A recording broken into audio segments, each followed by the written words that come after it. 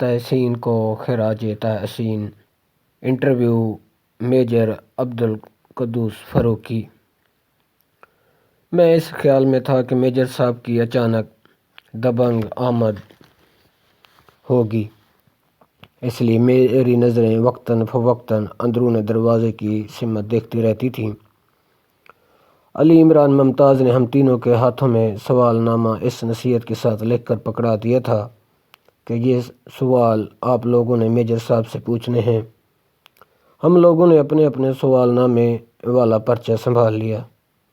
Major صاحب سے ملاقات کے انتظار کی گھڑیاں اس وقت ختم ہوئیں جب عثمان قدوس نے ہم سب کو میجر صاحب سے ملاقات کا عندیہ دیا اور ان کے کمرے کی طرف چلنے کا کہا۔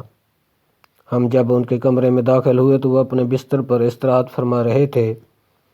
صورت ماسک میں چھپی ہوئی تھی، ہم بھی ماسکوں سے لیس تھے، اس لیے ایک دوسرے کا چہرہ پہچاننے میں دقت پیش آئی۔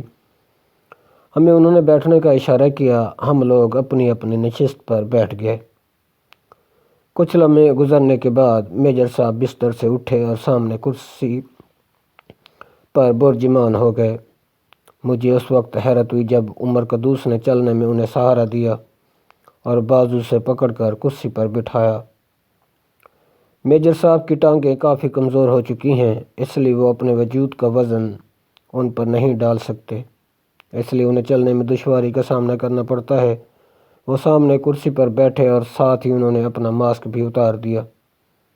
ان کا ماسک اتارنے کی دیر تھی کہ ہم لوگوں نے بھی ماسک اتار کر جیبوں میں رکھ لیے۔ میجر صاحب کو سب دوستوں نے اپنا اپنا تعارف کروایا۔ میجر صاحب نے اپنی گفتگو کا آغاز ان الفاظ میں کیا۔ انہوں نے گڈی آپا کی تصویر کی طرف اشارہ کر کے کہا، یہ ساری دنیا کے لیے گڈی آپا تھی اور میری تحسین کو کوئی نہیں جانتا تھا۔ میری تحسین کو صرف میں جانتا تھا۔ مجھے خط لکھنا نہیں آتا تھا، مجھے کوئی ایک زبان بھی مکمل طور پر نہیں آتی۔ میں مختلف زبانوں میں آپ لوگوں سے گفتگو کرتا رہوں گا۔ علی عمران ممتاز کی طرف اشارہ کر کے کہا، مجھے آپ کی سرائیکی زبان بھی آتی ہے۔ میرے بارے میں کسی نے کہا تھا کہ میجر صاحب سے کہیں کسی ایک زبان میں اردو، پنجابی، پشتو یا سرائیکی میں مسلسل 10 منٹ بول کر دکھائیں۔ میں مسلسل ایک زبان کا سہارا لے کر نہیں بول سکتا۔ میں لوگوں کو خط نہیں لکھ سکتا تھا۔ میری تحسین نے جب میری زندگی میں قدم رکھا، مجھے اس نے چلنا سکھایا، مجھے اس نے بولنا سکھایا، مجھے اس نے اٹھنا سکھایا، مجھے اس نے بیٹھنا سکھایا، مجھے زندگی کے تمام آداب سکھائے اور عزت کے حوالے سے جس طرح ایک ماں اپنے بچے کی پرورش کرتی ہے، اس نے اپنی ماں کو گروم کیا، اپنے باپ کو گروم کیا، اپنے بھائی کو گروم کیا، مجھے گروم کیا، اپنے بچوں کو گروم کیا۔ ایک عجیب کہانی تھی ہماری اور ان کی۔ وہ ایک ایسی عورت تھی کہ میں نہیں جانتا میں نے کون سا رشتہ کھویا۔ میری آنکھیں خراب، میری ٹانگیں خراب۔ پھر انہوں نے کتاب میری تحسین اٹھائی اور اس میں سے کلام پڑھنے لگے۔ اسی گڈیاں نال کی کھیلنا، ساڈی گڈی گئی مر، تیرا ناں وی لیندے سجنا، سانوں لگدا اے ہن ڈر، ایک واری آ جا پھر وے، تینوں لبدے نہ جائیے مر، گھٹ گھٹ پائیے جفیاں، اس لیے تینوں پھڑ، اسی رونا نہ ای ہسنا، جو جی کردا اے کر، اسی گڈیاں نال کی کھیلنا، ساڈی گڈی گئی مر۔ یہ میری گڈی تھی، یہ سب کی گڈی تھی۔ ایک مرتبہ مصور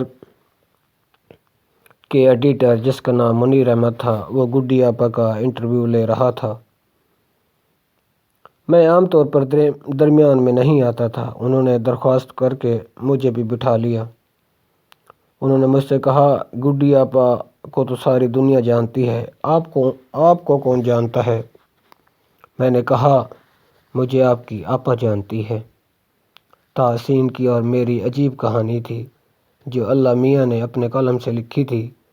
ہمارا ان کا کیا رشتہ تھا ہم نہیں جانتے۔ میری تحسین کتاب ہم نے کیسے لکھی؟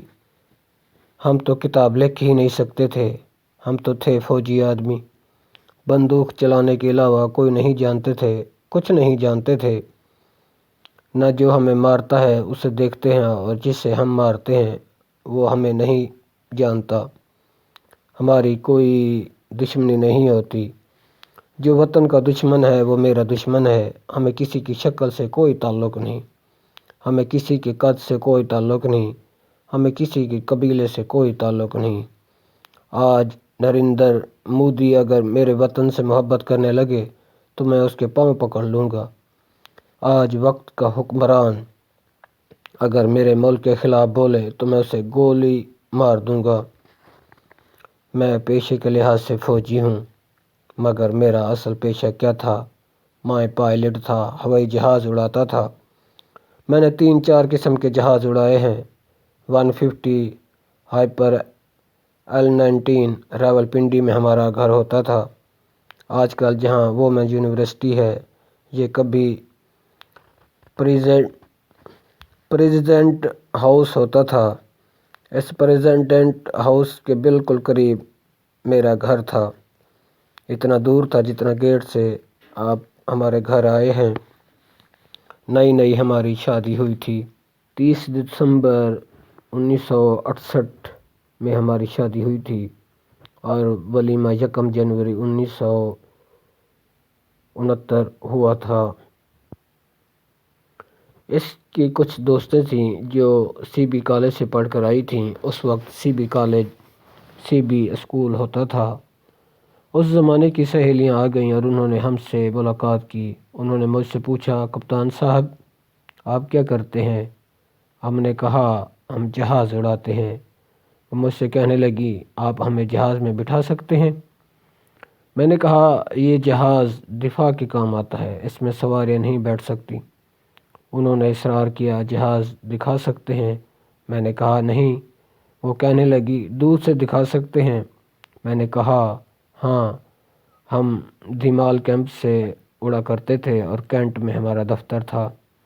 میں نے ان سے کہا اتنے بجے صحن میں آ جائیے گا، ہم نے جو ٹائم دیا ہے ہم اس سے آگے پیچھے نہیں ہوتے، یہ شروع سے عادت ہے ہماری۔ ہم نے کہا اتنے بجے ہم آ جائیں گے اور آ کر ڈائی کریں گے۔ ہم نے جہاز پکڑا اور اڑایا۔ اپنے گھر کے اوپر ایک ڈائی لگائی تھی۔ ہمیں دیکھ کر 4-5 لڑکیاں نیلے پیلے کالے سفید دوپٹے لہرانے لگی۔ جوان تھے، 24-25 سال ساری عمر تھی۔ بہت سے ڈسپلن بھول بھی جاتے تھے، کبھی ساری زندگی ڈسپلن میں رہے پھر بھی بھول جاتے تھے۔ ایک ڈائی ماری، دوسری ڈائی ماری، تیسری ڈائی ماری، نیچے سے شور ہو رہا ہے۔ اتنی دیر میں دیکھا ایک لڑاکا جہاز اڑا۔ انہوں نے رڈار میں دیکھا کہ وہ پریزیڈنٹ ہاؤس پر ڈائی مار رہا ہے۔ انہوں نے ہمیں چاروں طرف سے گھیر لیا اور کال سائن پوچھا۔ میں نے اپنے جہاز کا کال سائن بتایا، کہنے لگا آگے لگو۔ انہوں نے مجھے نیچے اتار لیا۔ پوچھا پریزیڈنٹ ہاؤس پر کیوں ڈائیو کر رہے تھے؟ میں نے کہا میں پریزیڈنٹ ہاؤس پر نہیں اپنے گھر پر ڈائیو کر رہا تھا۔ پوچھنے لگے کیوں کر رہے تھے؟ میں نے کہا تحسین نے کہا تھا۔ کہنے لگے بہت اچھے۔ پوچھا یہ تحسین کون ہے؟ میں نے کہا یہ میری آنکھ ہے، میری زبان ہے، میرے ہونٹ ہیں، میرے پاؤں ہیں، میں ہوں۔ کہنے لگے سزا کا پتہ ہے؟ میں نے کہا جی۔ گراؤنڈ کر دیے جاؤ گے؟ جی۔ فوج سے بھی نکالے جا سکتے ہو؟ میں نے کہا جی۔ پھر ایسا کیوں کرتے ہو؟ پھر وہی جواب تحسین نے کہا تھا۔ تحسین کون ہے؟ میری بیوی ہے۔ بیس کمانڈر صاحب کے سامنے پیش کیا گیا۔ انہوں نے صورتحال جان کر کہہ دیا، اوئے لے جاؤ انہوں پھڑ کے، اے پاگل ہے، اس کو اس بات کی سزا دے کر نہ اس کو جہاز سے دور کیا جا سکتا ہے اور نہ جہاز کو اس سے دور کیا جا سکتا ہے۔ یہ اور جہاز دونوں ہمارے ملک کے محافظ ہیں۔ اگر یہ تحسین کا نام لے کر حفاظت کرتا ہے تو اسے کرنے دو۔ میجر صاحب نے بتایا کہ میری تحسین کتاب جب مکمل ہوئی اسے تقریباً 2 سال سے زائد کا عرصہ لگ گیا۔ یہ کرسی، یہ جگہ، یہ کمرہ، یہ پنکھا، یہ چھت اور میری تنہائیاں، میری تحسین میرا شوق، میرا ذوق، میرا جنون ہے۔ انہوں نے کمرے میں موجود اشیاء ہاتھ کے اشارے سے دکھاتے ہوئے بتایا۔ مجھے اردو لکھنی نہیں آتی تھی۔ نسیم حجازی کے ناول پڑھ کر اپنی اردو درست کرنے کی کوشش کی۔ میں اب جو روانی سے اردو لکھ اور بول سکتا ہوں، اس میں میری تحسین کا بڑا ہاتھ ہے۔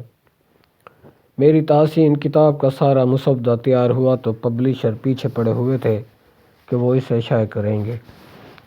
پبلشرز نے کہا یہ ہمیں دے دیں، ہم اسے چھاپیں گے بھی اور اس کو فروخت بھی کریں گے اور اس کی آپ کو ریالٹی بھی دیں گے۔ میں نے کہا تحسین کے نام سے ریالٹی؟ میرے خیال میں کتاب کی کوئی قیمت نہیں۔ ہاں، اس کی قیمت ہے ان لوگوں کے لیے جو اس کتاب کو پڑھنے کے خواہش مند ہیں۔ خواہش مند قارئین کی فرمائش پر یہ کتاب ان کو بطور تحفہ بھیجی جائے گی، بشرط یہ کہ وہ حسب استطاعت اپنے کرب و جوار میں موجود ضرورت مندوں کی حاجت روائی بصورت صدقہ جاریہ یا خیرات فی سبیل اللہ کریں اور میری تحسین کے لیے ہاتھ اٹھا کر اس کی مغفرت اور درجات کی بلندی کے لیے دعا کریں۔